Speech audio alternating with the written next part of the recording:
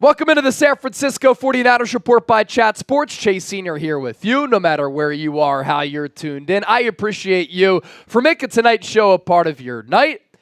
49ers preseason game number 1 in the rear view, a 4-point loss to the Tennessee Titans. Final score 17-13, and there is a lot to talk about, plenty to discuss, and our instant reaction recap right here on the Niners Report. And it's important to note right from the jump that the Titan starters did play in this game to begin it, offensively and defensively. San Francisco not playing their starters. So going with their backups right from the jump. A lot of the key players on this Niners team not even traveling with the squad. That included Nick Bosa and Christian McCaffrey. Brock Purdy did travel, but of course did not play. Instead, we saw a heavy dosage of Brandon Allen. We saw a lot from Josh Dobbs. And some of these rookies for the San Francisco team ended up performing very, very well.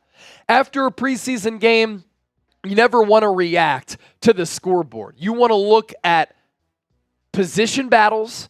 You want to look at individual performances and think about these preseason games as a way to kind of iron out some of the wrinkles that you're dealing with. And in this game for San Francisco, there was some good, there was some bad.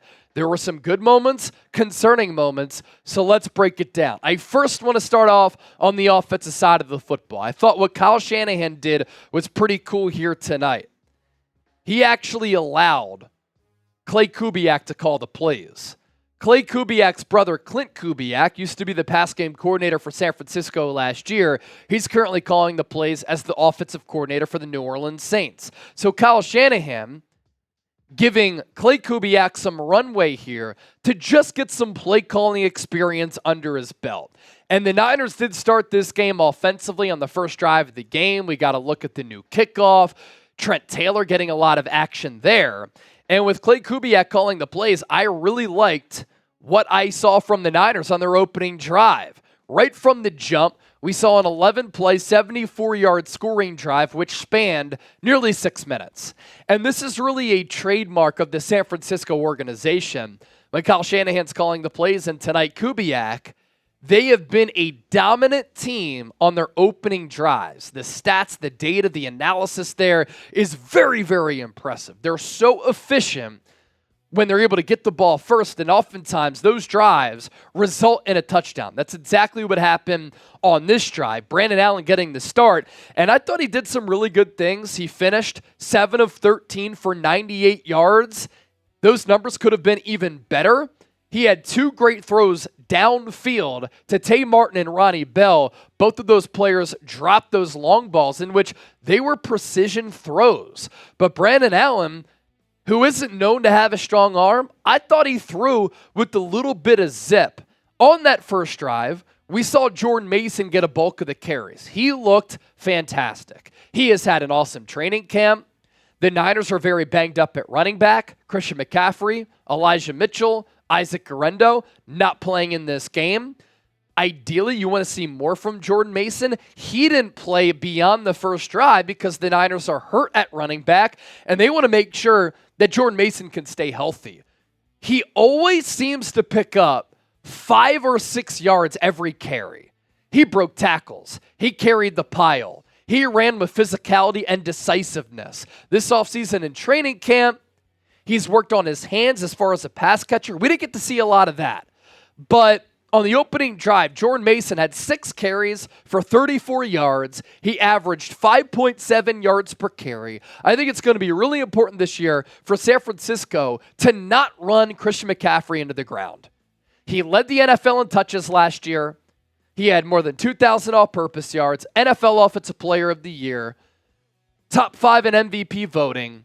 But in the Super Bowl, he was not 100% healthy. Part of that is because McCaffrey loves ball. He doesn't want to come out. But Kyle Shanahan has said we need to manage his carries a little bit more, and I like the combination that McCaffrey and Jordan Mason give this Niners offense.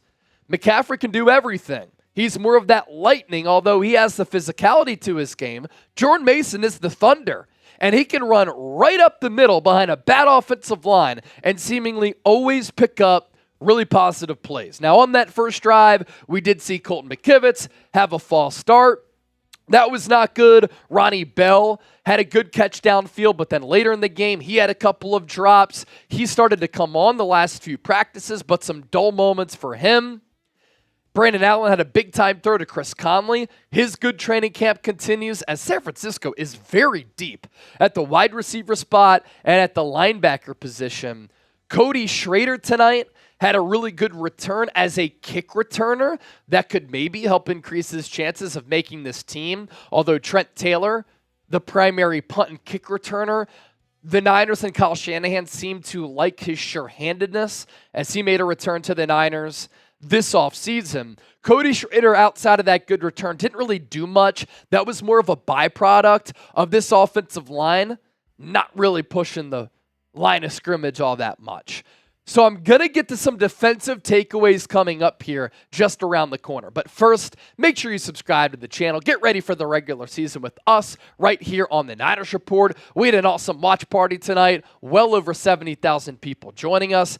And we put out Niners shows every single day. News, rumors, analysis, live shows, watch parties. And it is my goal every time I put on this headset, get in front of this camera, get on a microphone to give you informative, entertaining, insightful, thought-provoking Niners shows that involve you, the fan. We'll talk defense and special teams coming up because the special teams unit's not good to begin this game. But first, let me give a shout out to our sponsor, Game Time, for making today's 49ers Report possible. Game Time is an authorized ticket marketplace of the National Football League, Major League Baseball, and it makes getting tickets faster and easier. Prices on the Game Time app actually go down the closer it gets to first pitch.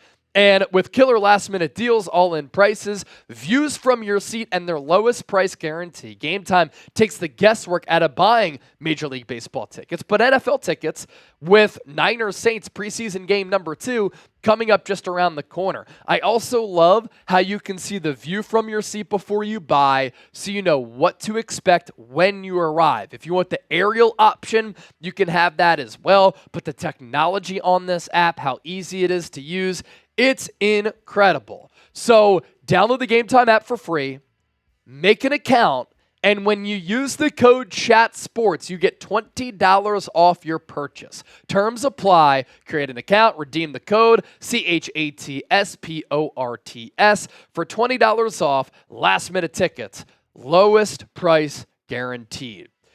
To the defensive side of the football, I actually think we saw more defensively than we did offensively, good and bad.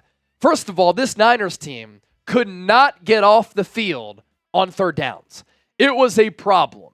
They continued to get gashed on third downs time and time again. And I'm not going to go as far as to say Nick Sorensen should be on the hot seat. I jokingly tweeted that out. It is way too early to say that. Teams don't want to reveal anything.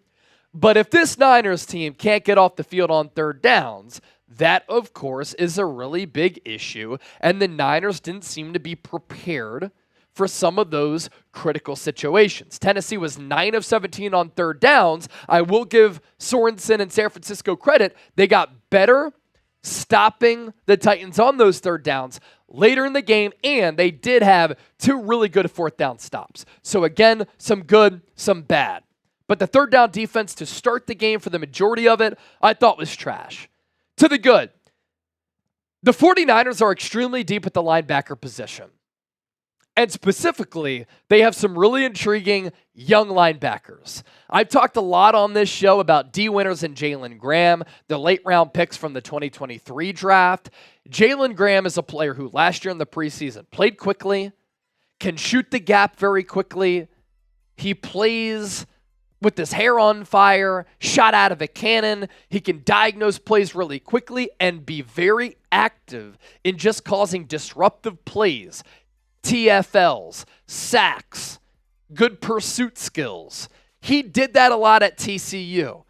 And Jalen Graham is a player at a Purdue who has a lot of the same elements to his game. I wouldn't say he's as twitchy and fast as Dee Winters, but to play the linebacker spot, you have to see and react. You have to be decisive. If you second guess, that's the difference between a big play and an explosive play that you give up. And Dee Winters and Jalen Graham are two cost-controlled young linebackers who were really impressive tonight. They were impressive in the preseason last year. They've been good in the preseason and training camp this year now. And Dee Winters, I think, has an opportunity to start at linebacker and maybe unseat Devondre Campbell until Dre Greenlaw can come back. In fact, Dee Winters might be the better player. How can you keep a player like that off the field who's a missile? He was making plays all over the field once again. And then Tatum Bethune, the 7th-round pick out of Florida State, who said he kind of modeled his game after Dre Greenlaw when he was coming up as a prospect, also made some really good plays in this game. And he plays a very instinctual style. The Niners as an organization just do a really good job of scouting and developing the linebacker spot. And we saw that. I mean, we also saw Curtis Robinson make some plays from time to time. So San Francisco deep at the linebacker position, that's a good sign. Rock Ya-Sin fighting to make this team at cornerback, another position where the Niners are very deep. He had excellent technique on a corner fade in the end zone in which he drove Calvin Ridley to the boundary to the sideline. And that caused the throw to be a little bit inside. Rock Ya-Sin is a veteran in this league. He's also started to have a couple of good practices of late as he starts to hone in on this defense. And he made a couple of really good plays in this game. Had another pass breakup on the sideline on a deep ball. Not good news for Ambry Thomas. He had a hold on 3rd down, which took away a Dee Winters hit on Will Levis to stop him short of reaching the end zone. So the hold negated that big play, and then the Titans were able to score a touchdown right after that, and then he left with a forearm injury. Ambry Thomas, because of his struggles, lack of trust from the coaching staff, he might be on the outside looking in of making this team. Another young player to talk about defensively, and then we'll talk special teams. Malik Mustapha is a dog. Malik Mustapha could be a problem. Malik Mustapha is a freak athlete who plays at a great tempo, great speed, has a good feel, good instincts, and he is an incredible athlete in the body type that he has. He might be a little bit shorter, but he is yoked. And he's kind of built like a mini linebacker who can play in the box, little hybrid linebacker, and then he has this speed in which he can range sideline to sideline, but we saw tonight that he can get up and down the field in a blink as well. On a 4th down play, 4th and goal from the 1, he was the deepest player on the field for the Niners defensively. Deep safety, solo safety. And on a carry, he read it, he dissected it, he reacted, and he laid a big hit on the ball carrier to stop the Titans on a 4th and short right on the goal line. He also made a special teams tackle a little bit later. Malik Mustapha has earned a roster spot. There's no doubt about that as a 4th-round pick, but he might be earning some snaps from time to time, special teams and defensively, because how do you keep a player like that off the field?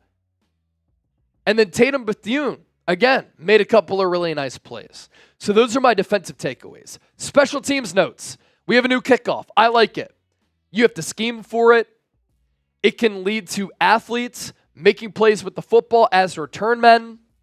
It beats kickers just kicking the ball out of the end zone. I don't care about a kicker's leg strength.